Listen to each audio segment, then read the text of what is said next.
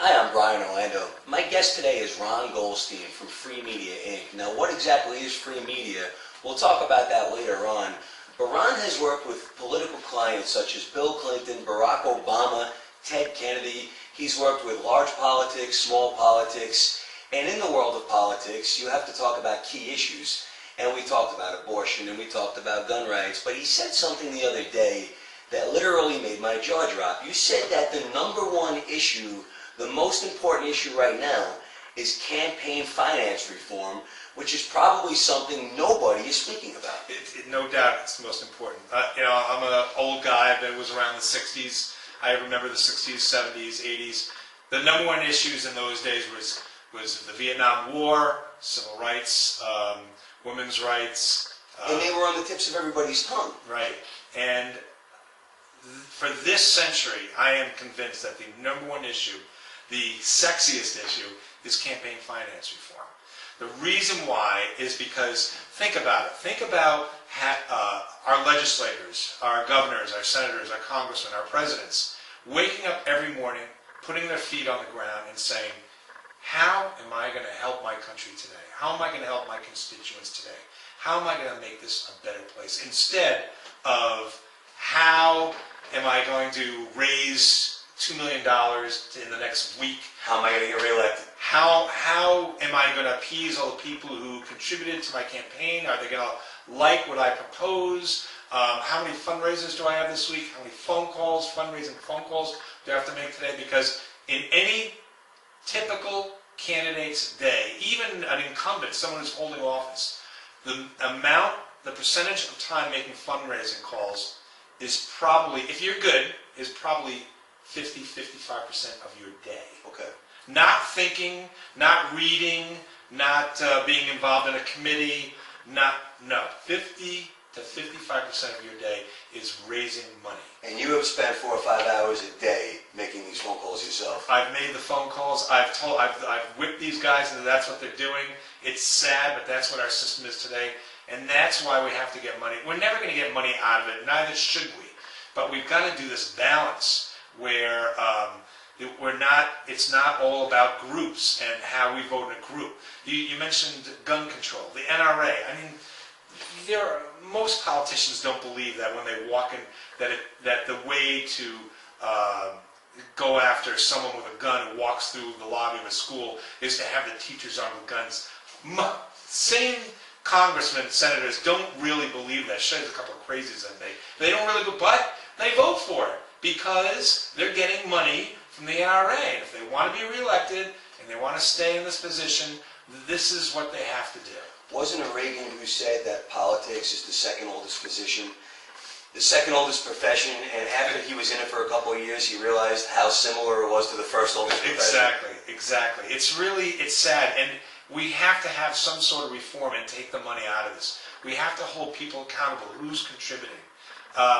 When you ever be at Thanksgiving dinner, you have dinner with your family, right, and the guy who speaks the loudest thinks because he's speaking the loudest, he's right. And how many times does that happen? It's like, no, it has nothing to do with being right. Well, that's what happens in politics. The guy who raises the most money gets to speak the loudest, and therefore we think, well, that's the guy who's correct. And unfortunately, after somebody spends all this money to get their guy elected, that guy who gets elected now has to spend most of his campaign, most of his tenure in office doing favors for that person. Right. How do we turn that around? We have to regulate it. We have to hold it more accountable. The recent Supreme Court decisions are just devastating. They're going in the wrong direction. They should be going in this direction, going in the wrong direction. Now, don't get me wrong. I'm not, obviously I work mostly on the Democratic side. It's not like I'm trying to gain an advantage for Democrats over Republicans because Republicans have more resources, money resources. I like that the Republican Party is there. I like that there's a party that says no to spending, that keeps us in check. This is the way the Founding Fathers set it up. But when you go to vote for legislation that's just crazy, like you can't have an abortion after 7 weeks, you can't, this gun control legislation, some of the stuff that, you cannot do aid for unemployed, this stuff just doesn't make sense. And it's all because they're getting this money from interest groups. And there are several ways that you can regulate it. You can keep these groups out of it. You can have limits. You definitely have to know who's contributing the money so that the air shines through. And well, that's the big thing, is that nobody wants to disclose where they're getting the money from. And it was the law up until about a year ago when the Supreme Court came down with their decision. And now, whoever you are, you don't have to disclose the amount of money, who you are, or what money you're contributing to what candidate. And that's very sinister. It's very sinister. Ron Goldstein has his degree in political science. He's a Northeastern alumni. He's worked with such a plethora of political candidates. You've seen many people get elected. What did you have to do, specifically working on the Democratic side, to get your client elected, your candidate elected, without having the resources that the right does? Raise money. Spend more time on phone calls. More time going to fundraisers. I remember a guy who didn't want to make calls. He was a horrible fundraiser. Well, the only way he was going to win is to raise money. So, because you're not going to this is the problem, you're not going to unilaterally disarm. If you just say, look, I don't like the money in it, so I'm not going to raise the money, and the other guy raises the money, the other guy wins. So I used to make phone calls for the guy, and it was kind of murky whether these people who are contributing knew whether they're speaking to the candidate or not, and I specifically did that because I knew my candidate wasn't going to do it. Right. That's what you have to do, and it shouldn't be this way. It should not be this way. That's not democracy. It really isn't. It's an oligarchy. It's income inequality. It's just not. It's not right in an American type of democracy. We've seen this a couple of times. In the 2000 election, you had Gore, you had Bush, but you also had Ralph Nader. Many blame Nader as the reason why Gore did not get elected, as he took votes away. Did Ralph Nader, A, harm Gore's candidacy, and 2, was Ralph Nader important to that election? Ralph Nader was very important to the election, but he's not the reason that Al Gore lost. The reason why Al Gore lost is because of Al Gore. He did several tactical political mistakes. He denounced. He didn't say anything about Bill Clinton and the whole Monica Lewinsky affair, and he never used him. And he should have done the opposite. He should have denounced him and then used him. President Clinton understands the realm of politics, right, and you have to do what you have to do, like raising money. So he would have, even if Al Gore said, look, I don't approve of what has happened, what has conspired with the President Clinton. I don't approve of it. So I'm going to denounce it. But President Clinton has done many good things, and it has been an honor to serve with him.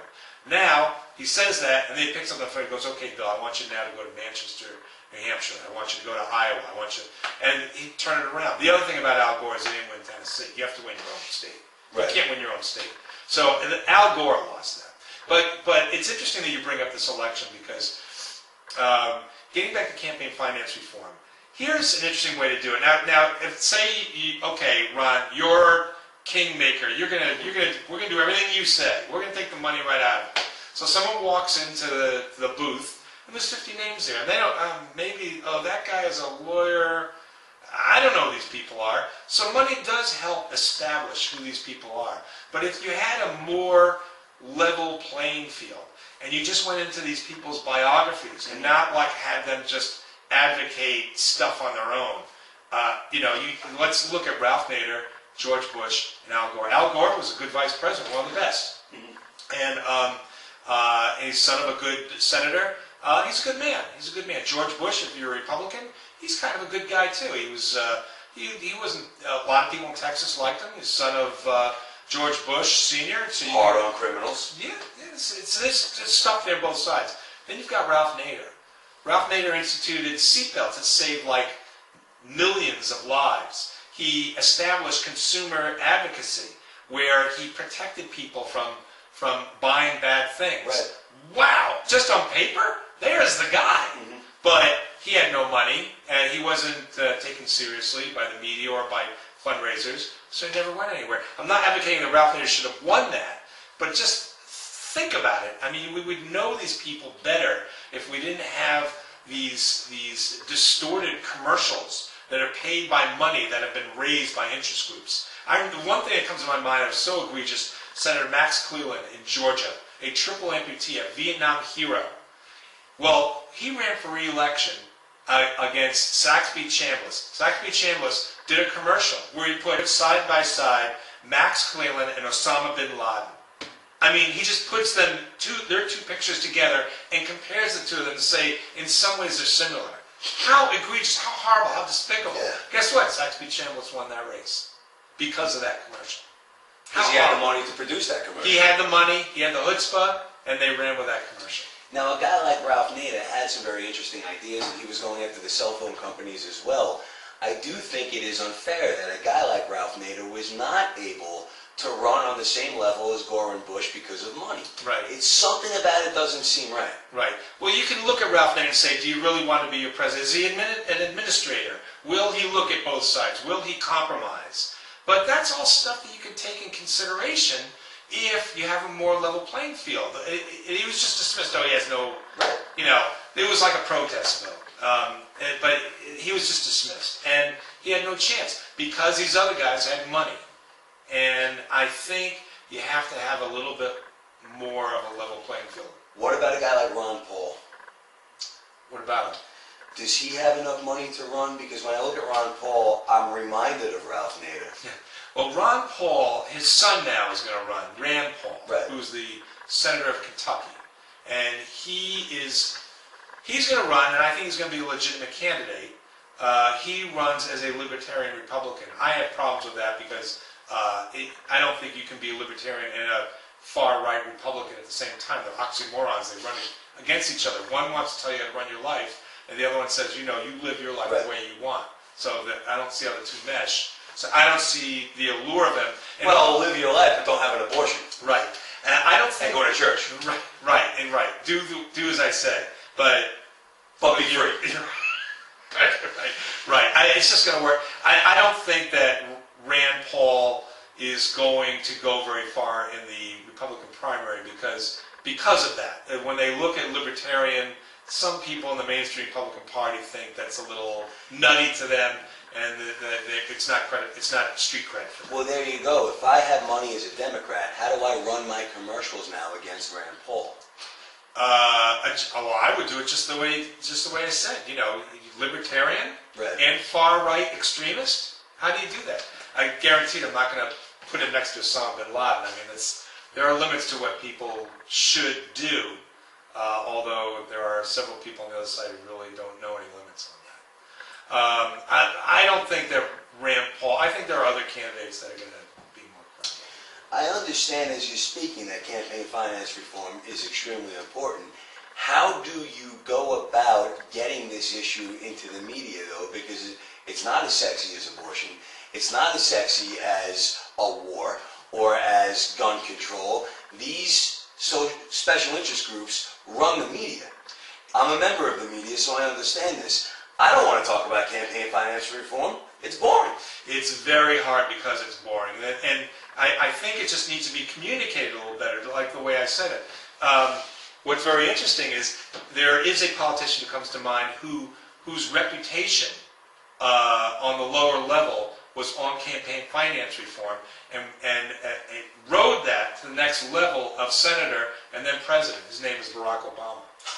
Most people don't even know that. No. But that was his number one issue because he saw that. But then he or someone advising him said, that's not an issue. Nobody's going to vote for that. Your company is called Free Media, Inc. Free media is something that we use the internet, airwaves that we can get people involved in that doesn't cost anything. Barack Obama won his first election, I believe, largely due to the internet. You worked on his campaigns. Yeah. How did he use free media to help get himself elected? Well, the free media used it in traditional ways. He had campaign events that I put some of them together. And it was all about messaging and his words, really. I mean, he didn't win on the merits. He won on what he said. And to be honest, he's followed through with a lot of this stuff. Not everything. Nobody's perfect. Sure. And when you have the other party working against your very existence, they want you to be a terrorist from Africa, not Barack Obama, senator from Illinois, former senator from Illinois. Well, he did show the birth certificate, so he showed it so many times. It's just distracting. It's so funny when you mention the birth certificate. I think of Donald Trump and how he hasn't shown everything yet. And what's funny about the birth certificate is the state of Hawaii got 50,000 requests for his birth certificate. They're spending all their money sending out these birth certificates. They're getting nothing done in Hawaii. It was taken away from the budget and everything. So they said, you know, I think 50,000 is enough. We're not sending out anymore. What did the GOP say? Look, there's a problem with this birth certificate. Because they're not sending out anymore. See, I told you. Right, nothing he does is going to be good enough, which at this point, I wish you would just ignore it. But that's a story for another day. Right, but tying that into what we're saying, these insane arguments, if you throw enough money on it and you say it's true, then people think it's true. John Kerry was a war hero, and they made him out to be some well, he didn't want people dying in Vietnam, but they made him out to be like some guy who was a treasonous hippie running around Vietnam. He was a war hero. They saved people's lives. Cadets. They took the money that they raised from the Koch brothers, I believe, made commercials, Swift Boat Veterans for Truth. Yep. Great name. And they hammered him on that, and I think that's what cost him the election, because he did not address that.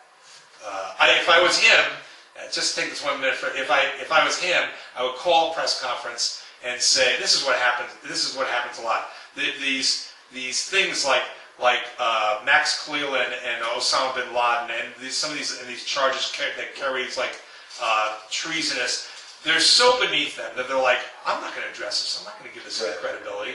So that then what happens is this message is out there, it gets festered. Now with the internet, it gets even worse. People are throwing money at it. It's getting louder. People are starting to believe it. What John Kerry should have done is go on the camera and say, how dare you? How dare you? I worked. I put my life on the line. My buddies put their life on the line. And how dare you question our integrity? He should have done that. He should have been angry, going right at the camera. He didn't do that. He seemed like a big wuss to me. Well, that's what he came across as. But he's, to be honest, he's a very dignified guy. He thought it was below him. You could say, hey, as president, it shouldn't be. This is politics. Nothing should be below you. Right. Ron writes a blog weekly called Ron Goldstein PoliticalPundit.wordpress. His Twitter handle is @FreeMediaInc. And Ron, real quickly, I want you to explain a little bit about what Free Media Inc. is. Free Media Inc. is when you look at a newspaper or you're looking at television, you're looking at the internet, and it says advertisement. I don't know about you, but even though my wife is in advertising, and she's very successful, I'm sorry, dear, but I don't look at it. It's advertising. I don't have time to look at advertising. But when you do a free media event, you take that same message, you make an event around it, and it gets covered. You sell it to the press, and they cover it. That's so much more credibility. Your message is getting through so much clearer. And it's not only cheap, it's free. It's why I call it free media. It doesn't cost anything. So it's free advertising, it's credibility advertising, it's message communication, and I don't know why more people don't do it. You can email Ron at freemediainc.com. We will be back next week. A couple of topics I do want to tackle. We'll talk about the Affordable Health Care Act. Over 8 million people now, but yet it's still a mistake. We'll see you next week. Bye-bye. See ya.